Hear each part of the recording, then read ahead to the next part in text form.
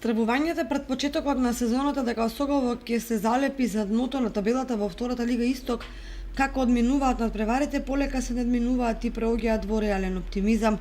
Жолто-сините во оваа конкуренција покажуваат нов квалитет во играта, а тоа е тактика прилагодена на можностите и максимално користење на слабостите на противниците.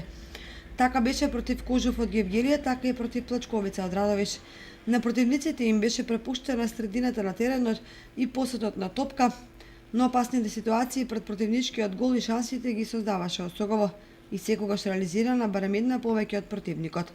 Единственото гостување на Осогово во Кавадарци и поразот од 2:1 од Тиквеш е потврда дека екипата знае да одигра и на гости, дека Тиквеш не е ни малку наивна екипа, зборува успехот во третото коло кога кавадарчани во Валандова ја победија Победа. Во четвртото коло Осогово има тешко гостување во Струмица против Беласица. Иако никој не очекува да се случи чудо, сепак надежи постојат бидејќи жолто-сините секогаш најдобро играат против најсилните. Особено ако се знае дека главен адут на овие фудбалери се борбеноста и тимската игра.